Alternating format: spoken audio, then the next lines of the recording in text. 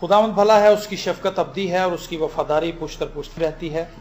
यसाया नबी का सहीफ़ा उसका 41वां बाब उसकी 10वीं आयत से हम तिलावत करेंगे। यसाया नबी का सहीफ़ा 41वां बाब और उसकी 10वीं आयत से खुदावंद के जिंदा पाक कलाम में यूँ लिखा है, तू मत डर क्योंकि मैं तेरे साथ हूँ, हिरासा ना हो क्योंकि मैं तेरा खुदा हूँ। मैं तुझे जोर बख्शूंगा, मैं यकीनन तेरी मदद करूंगा और मैं अपनी सदाकत के दाहिने हाथ से तुझे संभालूंगा। देख, वो सब जो तुझ पर गजबनाक हैं पशेमान और रुस्वा होंगे, वो जो तुझसे झगड़ते हैं नाचीज हो जाएंगे और हलाक होंगे।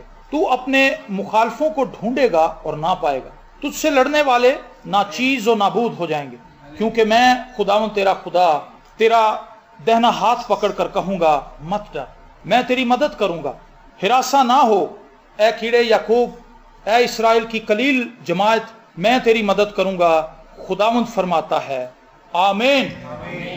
इस पैसेज के अंदर ये आयत जो मैंने आपके सामने पढ़ी हैं, इसमें 3 दफा खुदा ने कहा कि मैं तेरी मदद करूंगा, और पहली दफा जब ये कहा तो लिखा यकीनन तेरी मदद करूंगा। आमीन। अभी हम जब प्रस्तिश कर रहे थे तो प्रस्तिश के दौरान पादी साहब ने बहुत सी बातें हमें बताई कि किस तरह खुदा हमारी मदद करता है, किस तरह खुदा हमें छुड़ाता है, किस तरह खुदा हमारे लिए फिक्रमंद है।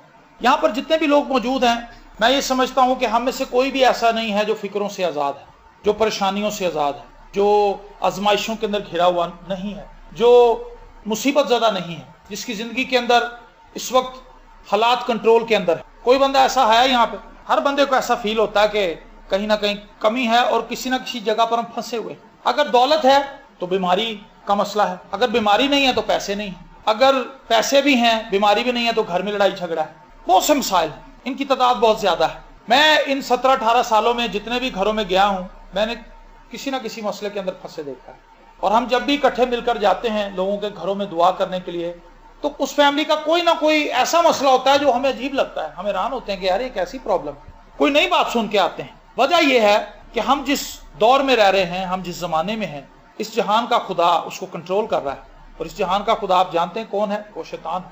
लेकिन इस जहान के अंदर रहते हुए जब हम अपने वतन में नहीं हैं, हम जिला वतन हैं, हम एक ऐसे जगह पर मौजूद हैं जो हमारा असली वतन नहीं है, हम यहाँ पर भेजे गए हैं और यहाँ का हाकिम खुदा तो है, लेकिन खुदा ने अपने आप को पीछे किया है और खुदा ने शैतान को इस जहान का हाकिम होने दिया। उसकी बहुत सी वजूहात हैं। खुदा चाहता है कि दुश्मन के इलाके में रहते हुए भी उसके लोग उसका नाम लें। आमीन। अगर सब कुछ अच्छा हो तो मैं समझता हूँ गीत गाना बड़ा आसान है। रब खुदावंद बादशाह है, वो जलालदा बादशाह है। जब घर में पैसे हों, अनाज घर में हो, सेहत सलामती हो, घर में सुलह सलामती हो, बच्चे हों और सब कुछ अच्छा लग रहा हो तो गीत गाना आसान हो जाता है। लेकिन जैसे जैसे हमारी जिंदगी के अंदर हालात बदतर होते जाते हैं, शुक्रगुजारी मुंह से नहीं निकलती, गुड़गुड़ाहट निकलती। जब परेशानी हमें घेर लेती है तो हम दुआ करना छोड़ जाते हैं, हम कलाम पढ़ना छोड़ जाते हैं, हम रफाकत छोड़ जाते हैं, हम खुदा से नाराज हो जाते हैं। लेकिन इन तमाम मसाइल के बावजूद भी मेरे अजीज बहनों और भाइयों, आपकी लाइफ कितनी भी स्ट्रेस के अंदर क्यों ना हो, कितनी भी परेशानियां क्यों ना हो, मेरे लिए और आपके लिए आज का कलाम यह है कि खुदा आपकी मदद करेगा। आमीन। आप जिंदगी के किसी भी मसले के अंदर फंसे हुए हैं, कोई भी प्रॉब्लम आपको दरपेश है, खुशखबरी हमारे लिए यह है कि खुदा हमारी मदद करने के लिए तैयार है और यकीनन खुदा हमारी मदद करेगा। आप मुश्किल में फंसे हो, आपको पैसों की जरूरत हो, कोई बंदा आपको ये तसल्ली दे दे कि भाईजान आप परेशान ना हो, मेरे पास घर में कुछ पैसे पड़े हैं और बाकी पैसों का भी मैं इंतजाम कर दूंगा, कल सुबह तक का मुझे टाइम दे दो, तो हमें तसल्ली हो जाती है। हम कहते हैं कि यार वो मेरा भाई है, उसने मेरे साथ वादा किया है, वो जरूर कुछ ना कुछ मेरे लिए करेगा, वो मुझे तसल्ली दे के गया है, उसने मदद करने का वादा किया है। हम इंसान की बात पर अगर यकीन करके इतनी तसल्ली पा सकते हैं तो यहाँ पर तो खुदा बराह रास्त कह रहा है कि मैं तुम्हारी मदद करूंगा। मैंने अपनी जिंदगी के तमाम शोबों में इस आयत को अपनी जिंदगी में पूरे होते हुए देखा है। जब मेरे पास फीस देने के लिए पैसे नहीं होते थे, खुदा मेरी मदद करता था, किसी ना किसी को उभारता था। स्कूल का जो क्लर्क था जो फीसें लेता था वो मेरी फीस देता था, जो दूसरे बच्चों से फीसें लेता है वो मेरी फीस देता था। खुदा ने उसको मेहरबान किया हुआ।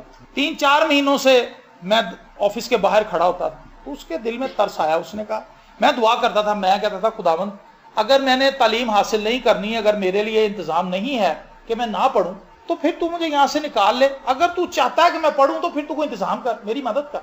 तो एक दिन वो शख्स बाहर आया, चूंकि वहां पे कोई भी नहीं था, मैं तनहा खड़ा था वहां।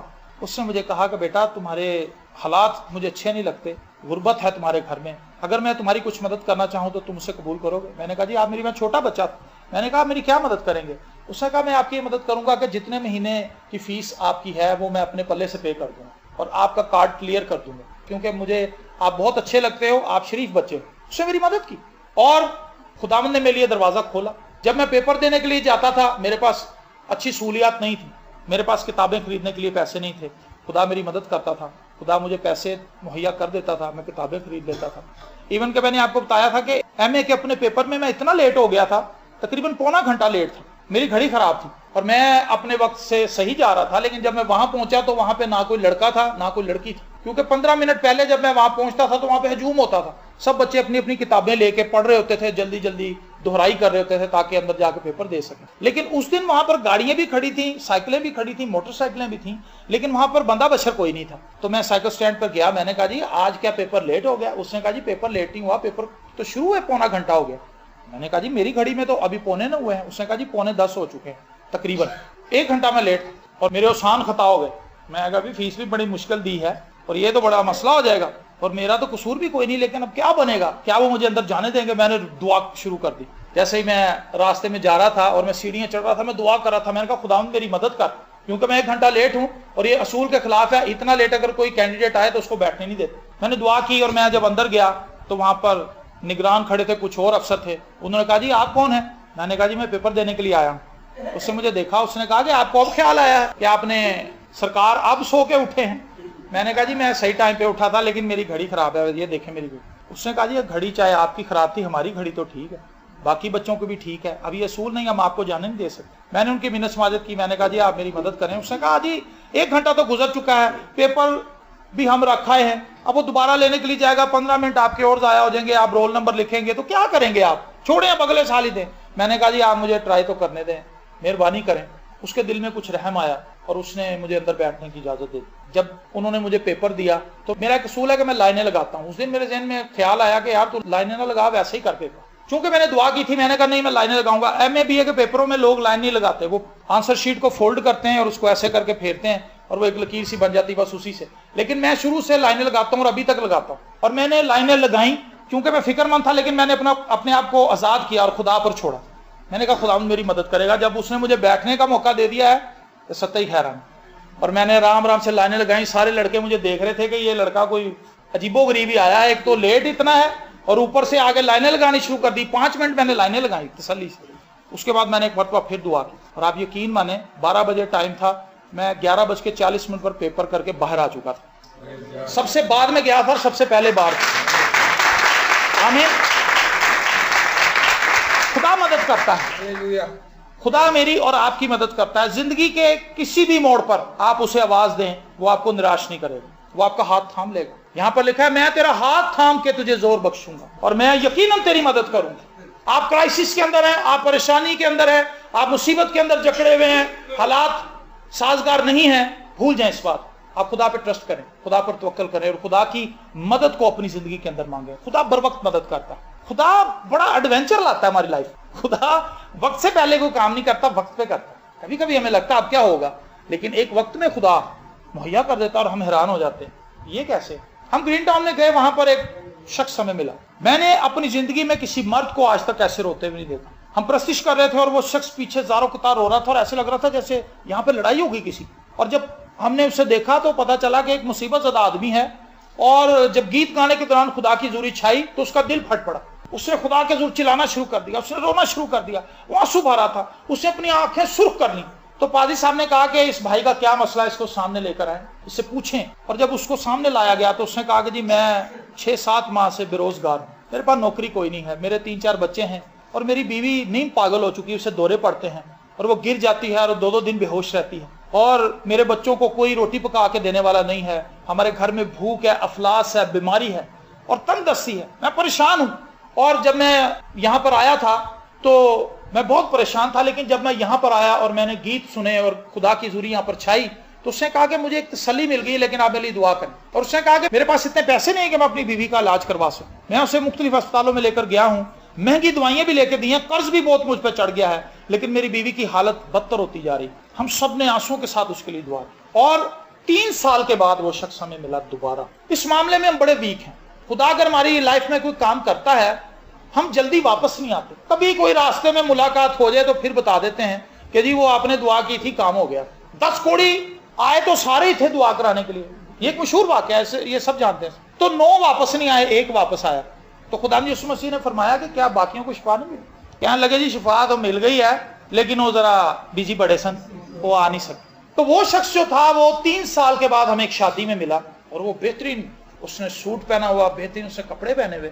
तो वो हमारे टेबल के पास आया, एकदम से हमने उसे देखा और फौरन उसकी शक्ल हमारे जहन में, क्योंकि वो शख्स हमारे सोच के अंदर था कहीं, क्योंकि वो बड़ा खास वाकया था। उसने कहा जी मैं आपको क्या बताऊं, जब मैं अपने घर वापस गया तो खुदा ने मेरी जिंदगी के अंदर काम करना शुरू कर दिया। एक मेरा मोहल्लेदार मुझे मिलने के लिए आया, उसने कहा कि जी मुझे पता चला कि आपकी मिसेस की तबीयत बड़ी खराब है और इस तरह से दौरे पड़ रहे हैं। मैंने कहा हाँ जी। उसने कहा कि मैं आपको मशवरा दूंगा, मेंटल हॉस्पिटल के अंदर एक डॉक्टर है, आप उसको चेक कराएं। कहता उसकी बात मुझे बहुत बुरी लगी कि ये मेरी बीवी को पागल कह रहा है। कहता लेकिन मेरे पास चारा कोई नहीं था। उसने कहा जी आप मेरी बात का बुरा ना मनाएं, लेकिन आप जरूर वहां पर जाएं, मुझे उम्मीद है कि वहां से आपका इलाज होगा। कहता जब मैं वहां पर पहुंचा, अपनी बीवी को लेकर गया, उसने चेक किया तो वो कहने लगा कि मेरे दिल में ख्याल था कि अभी इतनी महंगी दवाइयां लिख देगा, और कहता मेरे दिल में ये प्रेशर बना हुआ था, ये मेरे जहन पे बोझ था कि ये दवाइयां जो लिख के देगा, ये दवाइयां कहां से लूं।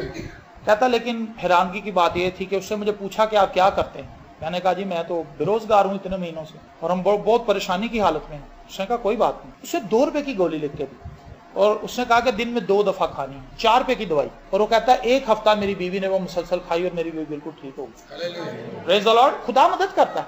खुदा बराह रास्त ऊपर से मदद भी कर सकता है, लेकिन खुदा इंसानों को इस्तेमाल करता है। उसकी रीजन ये है कि खुदा चाहता है कि इंसान बाहम मिलकर रहे। ज़बूर के अंदर लिखा है क्या ही अच्छी बात है कि भाई बाहम मिलकर रहे।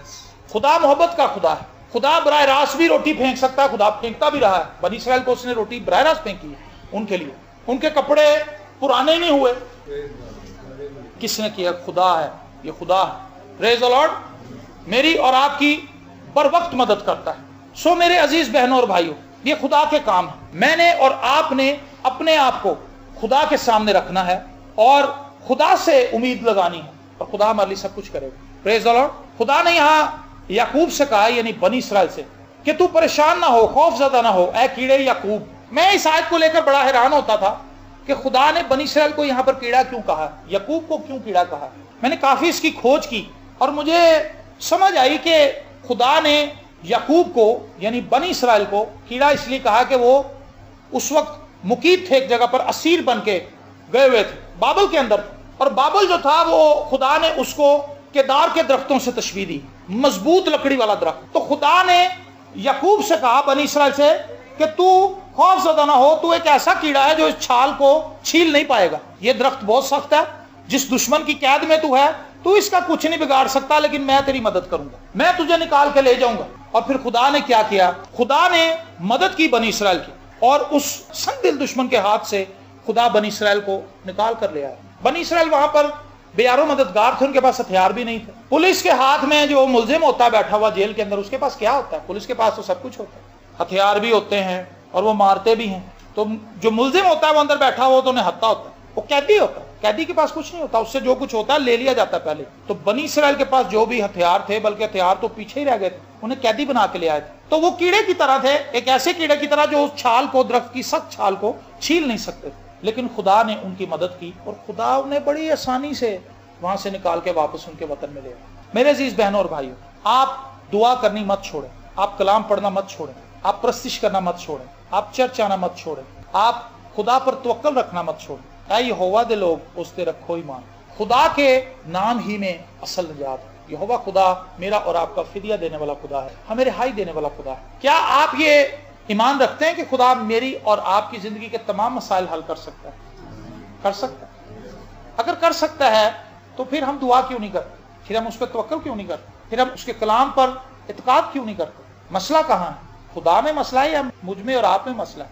हमें मसला है। बिजली तो आ रही है लेकिन हमारी वायरिंग सड़ी हुई है। सीधे लफ्जों में, अगर आपके घर की वायरिंग जल जाए और वापडा वालों की बिजली आ रही हो तो आपके घर में अंधेरे रहेगा। रीजन ये है कि जिन तारों के थ्रू होके बिजली हमारे घर में आनी है, वो तो तारें बिजली रिसीव ही नहीं कर रही। तो हमारा भी मसला यही है, खुदा बरकत देना चाहता है लेकिन हम खुदा पर इत्काद नहीं रख पाते। हमारी जिंदगी के अंदर गुनाह है, हमारी जिंदगी के अंदर सुस्ती है, काहली है, ना माफ करने की स्पिरिट्स हैं हमारी लाइफ के अंदर, बेतकादी। और जब हम इन तमाम चीजों को अपनी जिंदगी से दूर करते हैं, ये तमाम चीजें कैसे दूर होंगी?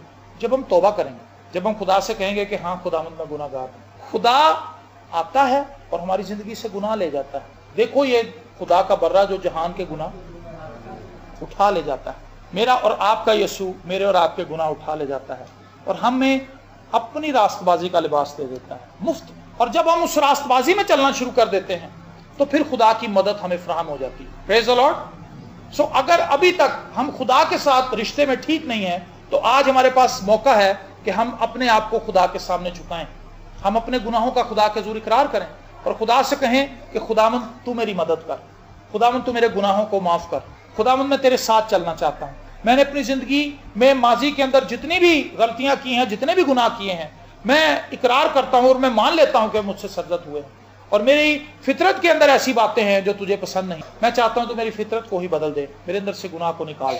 और फिर लिखा है जितनों ने उसे कबूल किया, यानी खुदावंद यीशु मसीह को कबूल किया, उसने उन्हें खुदा के फर्जंद बनने का हक बख्शा।